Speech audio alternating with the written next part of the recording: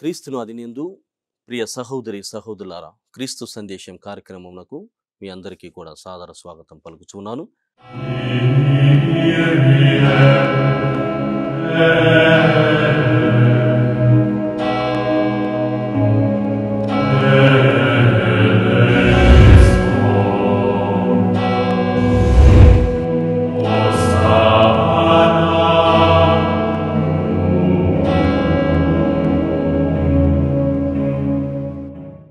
మరి ఈనాడు మనము ప్రత్యేకముగా ప్రార్థనలో దేవునితో ఎలా ఉండాలి అన్నటువంటి విషయాన్ని పునీత 2వ జాన్ పాల్ పాపు గారి యొక్క ఆధ్యాత్మికమైనటువంటి అభ్యాసాల నుండి నేర్చుకోబోతున్నాం. From the spiritual exercises of Saint John Paul II. ప్రత్యేకంగా గమనించినట్లయితే ప్రియ సహోదరి సహోదరులారా, నిరీక్షణలో జీవనం ఏ విధంగా అన్నటువంటి అంశంలో భాగంగా ప్రార్థనతో దేవునితో లేక ప్రార్థనలో దేవునితో ఏ విధంగా మనము పెరగవచ్చు, ఇన్ ప్రేయర్ టు గాడ్ అన్నటువంటి విషయాన్ని ధ్యానం చేద్దాం. ఫ్రాన్సిస్ జేవియర్ అన్నటువంటి వియత్నాం బిషప్ గారి యొక్క జీవిత గమనం నుండి మనము ఈ స్పిరిచువల్ ఎక్సర్సైజెస్ని నేర్చుకుంటున్నాం. 2వ జాన్ పాల్ పాపు గారు నేర్పినటువంటి పాఠాలుగా అభ్యసిస్తున్నాం. ఆయన ఖైదీగా రిలీజ్ అయిన తర్వాత విడుదలయ్యి జనస్రవంతిలో ప్రవేశించినప్పుడు కొందరు వ్యక్తులు ఆయన దగ్గర చేరి, మీరు ఖైదీగా ఉన్నప్పుడు మీకు ప్రార్థన చేయడానికి చాలా సమయము ఉండేటువంటిది కదా, ఖైదీగా మీరు ప్రార్థించడానికి సమయం ఉండేది కదా, ఎందుకంటే ఒక బిషప్గా మీరు బయట ఉన్నప్పుడు అనేకమైనటువంటి పరిచర్యలు చేయాలి, యువతతో మాట్లాడాలి, విశ్వాసులతో మాట్లాడాలి, గురువులతో, కన్యాస్త్రీలతో, తర్వాత అందరితో అన్ని విషయాలు, ముఖ్యంగా వైద్యపరంగా, విద్యపరంగా, సామాజికమైనటువంటి న్యాయపరంగా మీరు చాలా విషయాలలో తర్జనా పడుతూ ఉండాలి. అందరినీ పిలిచి సంధి చర్చలు చేయాలి, మాట్లాడుతూ ఉండాలి. తర్వాత అనేకమైనటువంటి పూజా బలులను సమర్పించాలి, విచారణ సందర్శన మీరు చేయాలి. అప్పుడు మీరు చాలా బిజీగా ఉండేటువంటి జీవితం. కానీ మీరు ఖైదీగా లోపల ప్రవేశించినప్పుడు మీరు ఇలాంటి పరిచర్యను చేయడానికి ఆస్కారం లేదు, అసలు అలాంటి ఆలోచన కూడా ఉండేటువంటిది కాదు. కానీ మీకు ఉన్నటువంటి సమయం మాత్రము చాలా ఎక్కువగా ఉండేది.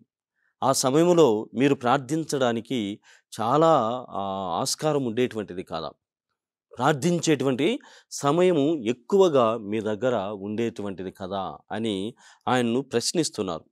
అప్పుడు ఫ్రాన్సిస్ జేవియర్ అన్నటువంటి ఈ వియత్నాం బిషప్ గారు వారికి సెలవిస్తున్నారు, ప్రార్థించడం అన్నటువంటిది అంత సులభమా అని ప్రశ్న. అంటే ప్రార్థించాలని నా మనసులో ఉన్నా కానీ ప్రార్థించడం అంత సులభం కాదు.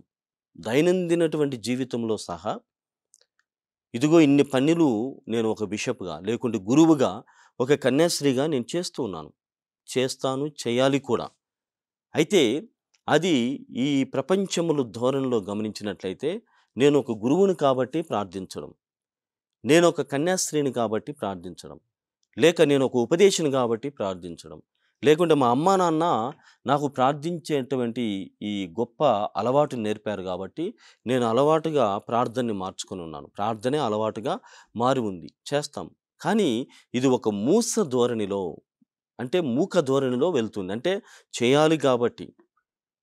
అయితే నా వ్యక్తిగతమైనటువంటి జీవితంలో నేను ఎక్కువ ప్రార్థనకి ప్రాముఖ్యతను ఇచ్చేటువంటి వాడను. కానీ ఈ సందర్భంలో నేను ఒక ఖైదీగా ప్రార్థించడం అన్నటువంటిది అంత సులభం కాదు. మీరు అంటున్నారు, ప్రార్థన చేయడానికి ఖైదీగా అక్కడ మీరు చేయడానికి అవకాశం ఉండేటువంటిది కదా ఆ కారాగారంలో అని మీరు అడుగుతున్నారు. కానీ ఒక ఖైదీగా, నేను ఒక బిషప్గా ప్రార్థించడం అన్నటువంటిది చాలా కష్టతరమైనటువంటి పని, కష్టతరమైనటువంటి బాధ్యతగా అనుకొని ఉన్నాను, చాలా కష్టంగా అనిపించేటువంటిది. ఎందుకంటే ఈ ప్రార్థనలో ప్రియ సహోదరి సహోదరులారా, ఆయన చెబుతున్నాడు, అలా ప్రార్థించడం కష్టమని చెబుతున్నాను. కానీ నేను ప్రార్థించడం మానలేదు. అయితే నేను ఎప్పుడైతే ప్రార్థించడం మానకుండా నేను అలవాటుగా ఖైదీగా కూడా నేను ప్రార్థించడం మొదలుపెట్టానో, నాకు కొన్ని విషయాలు విదితమయ్యాయి. ప్రార్థనలో నాకు కొన్ని విషయాలు బహిర్గతమయ్యాయి. నేను తెలుసుకున్నాను. మొట్టమొదటిది నేను తెలుసుకున్నటువంటి విషయం ఏమిటంటే, నా బలహీనత. I came to know all my weaknesses. నా బలహీనతలు నా ముందు బయటపడ్డాయి. అంటే బయట అన్నీ సకలము సౌకర్యవంతముగా ఉన్నప్పుడు, నేను అంతగా ప్రార్థనకి ప్రాముఖ్యతను ఇచ్చేటువంటి వాడను కాదు. ఒకవేళ ఇచ్చినా గానీ, నాలో ప్రార్థించాలనేటువంటి ఆ తృష్ణ, ఆ డిజైర్, ఆ passionate love for the prayer అనేటువంటిది నాలో కలగలేదు. అంతగా ఉండేటువంటిది కాదు. నేను నా పరిచర్యలో దేవుడు నా సాయం కావాలని ప్రార్థించేటువంటి వాడు. కానీ ఇప్పుడు నా బలహీనత బయటపడుతోంది. అంటే ఇదిగో ప్రార్థించడము, కష్టంలో సైతము నువ్వు ప్రార్థన చేయగలిగితే అది నీ బలమవుతుంది. నీకు శక్తి అవుతుంది. It becomes a real power for you. అంటే నేను ఈ సమయంలో ఒక ఖైదీగా ప్రార్థించలేకపోతున్నానే అనేటువంటి బలహీనత బయటపడింది. I understood my personal weakness. Weakness in prayer. ప్రార్థనలో నేనెంత బలహీనున్నో నాకు అర్థమైంది. రెండవదిగా భౌతికపరమైన, మానసికపరమైనటువంటి బలహీనత కూడా నాకు దాపురించింది. లేక నేను తెలుసుకొని ఉన్నాను. అందులో ఉన్నటువంటి అర్థమేమిటంటే, ప్రార్థన పట్ల పట్టు సాధించలేకపోతున్నాను. Physically and mentally. భౌతికంగా మరియు మానసికంగా ప్రార్థించాలనేటువంటి తత్వము నాలో ఉన్న పట్టు దొరకడం లేదు. ప్రార్థనలో నేను ప్రార్థించాలి, మంచిగా ప్రార్థించాలి, ఎడతెగక ప్రార్థించాలి, ఇష్టముతో ప్రార్థించాలి అన్నటువంటి ఆ పట్టు నాకు దొరకడం లేదు. ఇది రెండవ బలహీనత. నా నా పరిచర్యలో. నా కారాగారంలో నేనున్నప్పుడు, నా ఖైదీగా నేనున్నప్పుడు వ్యక్తిగతమైనటువంటి బలహీనత బయటపడింది. అర్థం చేసుకున్నాను. రెండవది భౌతికమైన మరియు మానసికపరమైనటువంటి ప్రార్థనలో పటుత్వం లేనటువంటి ఆ బలహీనత నాకు బయటపడింది. ఈ 2 విషయాల్ని నేను తెలుసుకున్నాను. ఎందుకంటే జీవితము ఖైదీగా చాలా మెల్లగా సాగుతోంది. అందులో సమయం ఖైదీగా నేను లోపల ఉన్నప్పుడు ఆ సమయం అన్నటువంటిది చాలా మెల్లగా సాగుతుంది. Time will pass very slowly. ఏమీ పని లేదు. బాధ ఒక్కటి. భయంకరమైనటువంటి వ్యక్తిగతమైనటువంటి బాధ. గతం అన్నటువంటిది నన్ను ఎంతగా పట్టుకొని ఉందంటే, ఎంతగా నన్ను మానసికంగా కృంగదీస్తుందంటే, నా హోదా, నా పరిచర్య, నా ప్రజలు, నా వారు వీళ్ళందరినీ వీడి నేనేమీ చేయలేనటువంటి అచేతనమైనటువంటి స్థితిలో నేనున్నాను అన్నటువంటి ఆ బాధ వర్ణనాతీతం.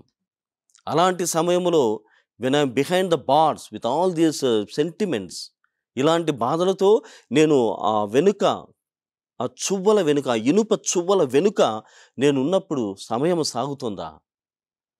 సమయము సాగుతోందా? అడుగుతున్నాడాయన. చాలా మెల్లగా సమయము ముందుకెళ్తుంది. అలాంటి సమయంలో ప్రార్థన ఏ విధంగా అవుతుంది? అది మాత్రమే కాదు, కృంగదీసేటువంటి ఒంటరితనం రెండవ బాధ. ఆయన ప్రార్థించడానికి ఉన్నటువంటి తనకు వ్యక్తిగతమైనటువంటి ఆటంకాలు. మొట్టమొదటిది మెల్లగా సాగుతున్నటువంటి సమయమైతే, రెండవది కృంగదీస్తున్నటువంటి ఒంటరితనం. నా చుట్టూ ఎంతోమంది సహాయకులు, ఎంతోమంది సేవకులు, ఎంతోమంది గురువులు, కన్యాస్త్రీలు అందరూ ఉండేటువంటి వారు నేను సాయం చేయడానికి, నేను పరిచర్యను బాగా చేయడానికి. కానీ ఇక్కడ భయంకరమైనటువంటి ఒంటరితనం. నా గోడలు, దెబ్బలు అంటే అవి సరిగా లేనటువంటి గోడలు. ఎదురుగా ఇనుప చువ్వలు, కడ్డీలు. నాకెదురుగా ఉన్నటువంటి నా కడ్డీలు, ఈ గోడలు, చిన్నపాటి ఆ టాయిలెట్. ఇది తప్ప ఇంక నాలో ఏమీ కూడా లేవు. నేను అన్నటువంటి దానికి నేను ఒక ఉనికే లేనటువంటి పరిస్థితి. అంత భయంకరమైనటువంటి ఒంటరితనం. అది మాత్రమే కాదు, ఐసోలేషన్. విడదీయబడ్డానే, దూరం పెట్టబడ్డానే, అందరి చేత విడనాడబడ్డానే అన్నటువంటి ఐసోలేషన్, ఏకాంతమైనటువంటి ఆ జీవితం. నువ్వు అంటున్నావు, నువ్వు కారాగారంలో నీవు ప్రార్థించడానికి అనువైనటువంటి సమయం కదా అని మిత్రమా నన్ను అడుగుతున్నావు. భయంకరమైనటువంటి ఒంటరితనం, విడవబడ్డాను అన్నటువంటి ఐసోలేషన్, ఏకాంత జీవితం, మరియు మెల్లగా సాగుతున్నటువంటి సమయం, ముందులో సమీపములో లేనటువంటి భవిష్యత్తు, అన్సర్టనిటీ, అనిశ్చితిగా సాగుతున్నటువంటి ఈ భవిష్యత్తు, తెలియనటువంటి ఆ ప్రపంచంలో నేనున్నాను. ప్రార్థన మరి ఎలా సాగింది అని అడిగింటే బాగుండేది. ప్రార్థించడానికి సమయం ఉంది కదా అని నన్ను ప్రశ్నించడం కంటే నీ ప్రార్థనా జీవితము ఎలా ఉన్నది అని అడిగి ఉన్నట్లయితే బాగుండేది. మిత్రమా, నన్ను హర్ట్ చేస్తున్నావని ఆయన జవాబిచ్చాడు. ఆయన జవాబిచ్చి తర్వాత ప్రార్థనా జీవితం అంటే ఏమిటి, ఎలా ప్రార్థనా జీవితాన్ని నేను అలవాటు చేసుకున్నాను, ఖైదీగా నేనేం ప్రార్థన చేయగలను, నా వల్ల అయ్యేటువంటి ప్రార్థనలు ఏమిటో అతను చెబుతున్నాడు. ఇంకా ఆయన చెబుతున్నటువంటి విషయం ఏమిటంటే, జస్ట్ ఇమాజిన్ ద సైలెన్స్. మొత్తము కూడా భయంకరమైనటువంటి నిశ్శబ్దం, మౌనం. ఎక్కడా కూడా ఒక చిన్న పరక కూడా లేనటువంటి, శబ్దం లేనటువంటి స్థితి, భయానకమైనటువంటి పరిస్థితి. ఊహించండి నాతో పాటు, ఎన్నాళ్ళు ఇలా, ఎన్నాళ్ళు, ఎంతవరకు, ఎన్ని రోజులు, రోజులు దాటాయి, వారాలు దాటాయి, నెలలు దాటాయి, సంవత్సరాలు దాటుతూ ఉన్నాయి. నా జీవితం ఇలానే ఉన్నది, వీటితోనే నేను జీవితాన్ని కొనసాగిస్తున్నాను. సమీపమున లేనటువంటి భవిష్యత్తు, మెల్లగా సాగుతున్నటువంటి ఈ సమయం, భయానకమైనటువంటి ఏకాంతము, ఇబ్బందికరమైనటువంటి ఒంటరితనం, వీటి మధ్యలో సుమా నాతో పాటు ఊహించు, ప్రార్థన అన్నటువంటిది ఎంతగా మనం వ్యక్తిగతంగా మార్చుకోవాలి, ఉన్నటువంటి పరిస్థితుల్లో ప్రార్థనా జీవితమును జీవించాలి అన్నటువంటి విషయము ఎంత కష్టతరము, భయానకము అన్నటువంటి విషయము ఆయన తెలియజేస్తున్నారు. ఒక్కొక్కసారి నాకు ఇవన్నీ కూడా ఒక ఎత్తు బాధ పెట్టేటువంటి అంశాలైతే, మరొక పక్కన ఒక్కొక్కసారి ఏం జరుగుతుందంటే, అలసిపోయి ఉంటాను. ఐఎమ్ టయర్డ్, ఏమి చేయకుండానే టయర్డ్. ఆలోచన చేసి చేసి చేసి చేసి ఆలోచన చేసి మైండ్ అంతా కూడా ఖరాబ్ అయి ఉంటుంది. అలా అలసిపోయి ఉంటాను. అలసిపోవడమే కాదు, ఈ అలసట ద్వారా కొన్నిసార్లు ఐ బికేమ్ సిక్, నేను రోగస్తుడిని అయ్యాను, అలసిపోయి రోగస్తుడినై ఉన్నాను. అలాంటి సమయాలలో కనీసం చిన్న ప్రార్థన కూడా చేయలేదు. Not even small prayer I couldn't say. చిన్న ప్రార్థన కూడా నేను చెప్పలేకపోయాను అని ఆ తండ్రి గారు చెబుతున్నారు.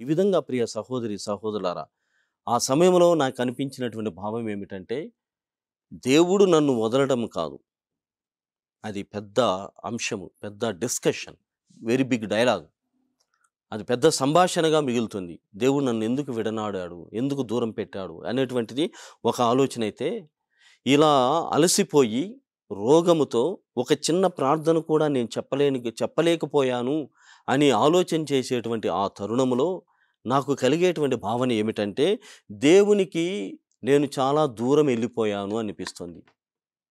నాకు చేయాలని ఉంటుంది, చెప్పాలని ఉంటుంది, కానీ నేనే స్వయముగా దేవునికి చాలా దూరముగా వెళ్ళిపోయాను అన్నటువంటి భావన కలుగుతుంది. ఇప్పటికే ప్రియ సహోదరి సహోదరులారా, ఒక వ్యక్తి చుట్టూ అందులో ఒక పరిచర్య చేసేటువంటి ఒక బిషప్ గారు ఖైదీగా అక్కడ ఉంచబడినప్పుడు ఆయన చుట్టూ జరిగినటువంటి పరిణామాలను ఆయన వ్యక్తం చేస్తున్నాడు. ప్రార్థనా జీవితము ఎంత కరువైపోయి ఉంది చెప్తున్నాడు. అందులో కూడా నేనే దేవునికి దూరమయ్యాను. చిన్నపాటి ప్రార్థన కూడా నేను చెయ్యలేకపోయాను అని ఆయన చెబుతున్నాడు. అలా చెబుతూనే ప్రియ సహోదరి, సహోదరులారా, ప్రార్థన అన్నటువంటి దాన్ని simple prayer can be said or simple prayer can be lived. చిన్న ప్రార్థన చెప్పవచ్చు, లేకుంటా అదే ప్రార్థనని జీవించవచ్చు అన్నటువంటి విషయాన్ని ఆయన బహిర్గతం చేస్తున్నాడు. ప్రియమైనటువంటి సహోదరి, సహోదరులారా, ఈ నేపథ్యములో ప్రపంచములో అనేకమైనటువంటి సంస్థలు ఉన్నాయి అంటున్నాడు. అనేకమైనటువంటి ఐడియాలజీస్, రిలీజియస్, చాలా మతాలకు సంబంధించిన, సమాజాలకు సంబంధించిన, లేకుంటే ఆలోచన తత్వంతో ఐడియాలజీస్ అనేటువంటివి ఉంటవి. వాళ్ళు ఆ ప్యాషనేట్ సర్చ్ అనేటువంటిది వాళ్ళలో ఉంటుంది. ప్యాషనేట్ సర్చ్ అంటే మంచిగా వెతకాలి, నిరంతరము ప్రార్థించేటువంటి వారిగా మారడానికి కావలసినటువంటి సాధన ఎక్కడ దొరుకుతుంది, ప్రార్థించేటువంటి స్థలాలు, ప్రార్థించేటువంటి సాధనాలు అనేటువంటిది ఒక ప్యాషనేట్ సర్చ్గా చాలామంది వెతుకుతూ ఉన్నారు ప్రార్థించడం కోసం. అంటే to have the practice of Perseverance in prayer. ప్రార్థనలో నిరంతరము ప్రార్థించేటువంటి అలవాటుగా మార్చుకునేటువంటి సాధనము ఏదైనా దొరుకుతుందా అని వెతుకుతూ ఉన్నారు. అది మాత్రమే కాదు, కంటిన్యూవల్ ప్రేయర్ అంటే నిరంతర ప్రార్థన చేయడం ఎలా, నిరంతరము ప్రార్థన చేయడం ఎలా అన్నటువంటి దానికి కూడా ఈ ప్రపంచం వెతుకుతోంది. ఈ అనుభవము మరియు ఈ ఆలోచనల నుండి నేను నా ప్రార్థనను జీవించాను. చెప్పడం కంటే కూడా నేను ప్రార్థనను జీవించడానికి ఖైదీగా ఇష్టపడ్డాను అని ఫ్రాన్సిస్ జేవియర్ న్యూవాన్ థాన్ అనేటువంటి వియత్నాం బిషప్ గారు సెలవిస్తున్నారు. ఆయన చెబుతున్నాడు, జాన్ కెజైన్ అనేటువంటి ఆ పునీతుణ్ణి ఉటంకిస్తూ విధంగా చెబుతున్నాడు, జీవితాంతము హృదయ గమనమును పాటించు అంటాడు. నీ జీవిత అంతము వరకు కూడా హృదయ గమనమును పాటించు. Kindly follow the moment of your heart till the end of your life. హృదయ గమనమును పాటించడమే నిజమైనటువంటి ప్రార్థన అంటున్నాడు. అంటే ఏమిటి, ఇందులో ఉన్నటువంటి అర్థం ఏమిటి? నా హృదయము ఈ క్షణము ఏమనుకుంటుందో దానిని దేవునికి అర్పించి ప్రార్థించడం. ఉదాహరణకి ఈ క్షణములో నేను చాలా విషయాలు చెప్పాను ఆయన వ్యక్తిగతంగా ఉన్నటువంటి.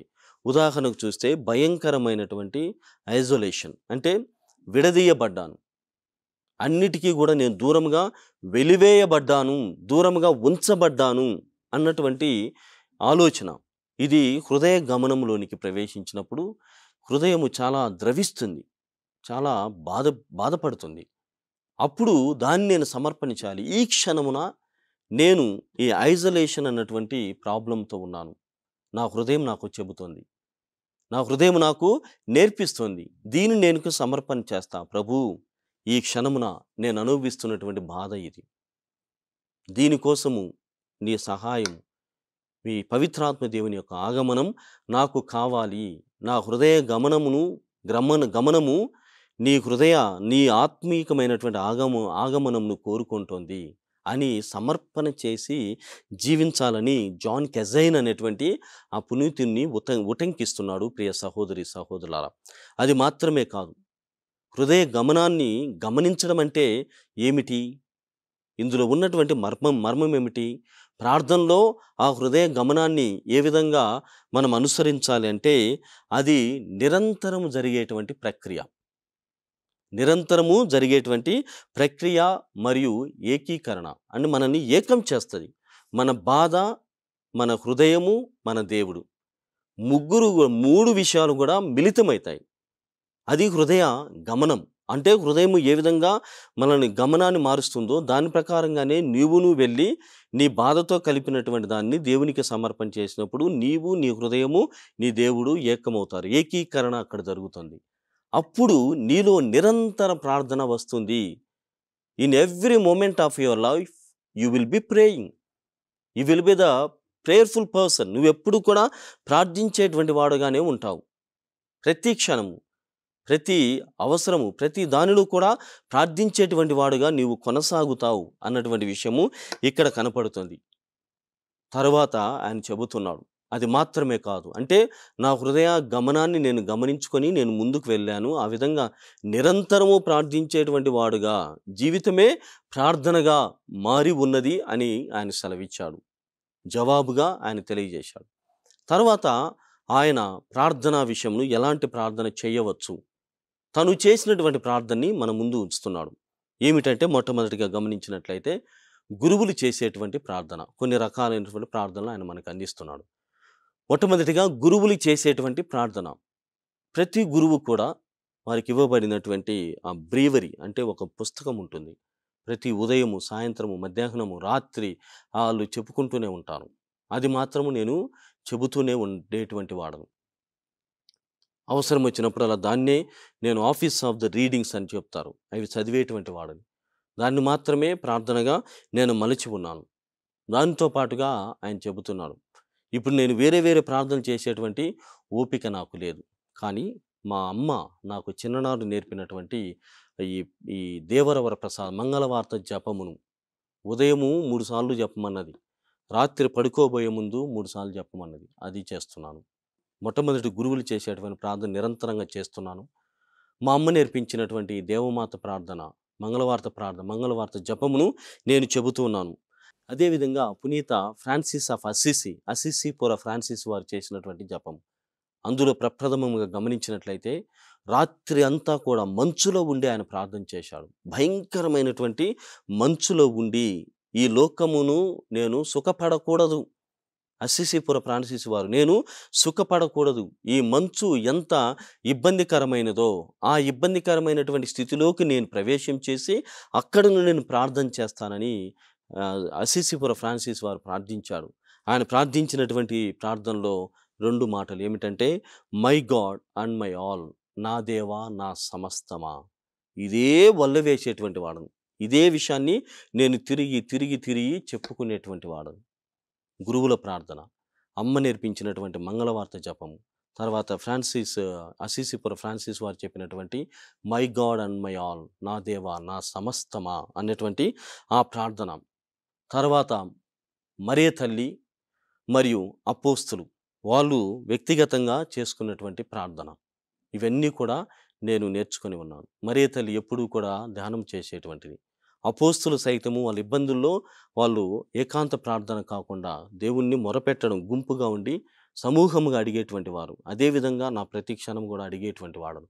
ఇలా నా జీవితాన్ని నేను మలచుకున్నాను. దినచర్యలే దీపారాధనలుగా మారి ఉన్నాయి అని ఆయన చెబుతున్నాడు. దినచర్యలే దీపారాధనలుగా మారి ఉన్నాయి అని ఆయన సెలవిస్తున్నాడు.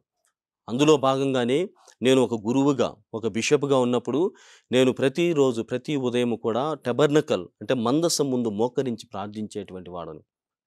తర్వాత నా ఆఫీస్కి వచ్చి నా డెస్క్ దగ్గర అక్కడ నుండి కూడా ప్రార్థించేటువంటి వాడను.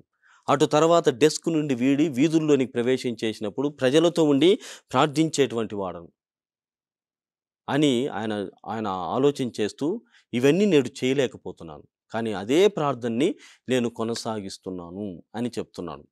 ప్రియమైనటువంటి సహోదరి సహోదరులారా, ప్రార్థనలో దేవునితో అన్నటువంటి అంశమును పునీత 2వ జాన్ పాల్ పాపు గారి ఆధ్యాత్మికమైనటువంటి అభ్యాసాల నుండి నేర్చుకొని ఉన్నాం. వచ్చే వారం దినచర్యలే దీపారాధనలు అన్నటువంటి విషయాలలో భాగంగా ఆయన ఎలాంటి వాక్యములను వల్లెవేసేటువంటి వాడు, ఎలాంటి వాక్యమును ఆయన అనుసరిస్తూ ధ్యానం చేసేటువంటి వాడు అన్నటువంటి విషయాన్ని తెలుసుకుందాం. అప్పటి వరకు చూస్తూనే ఉండండి మీ దివ్యవాణి టీవీ ఛానల్.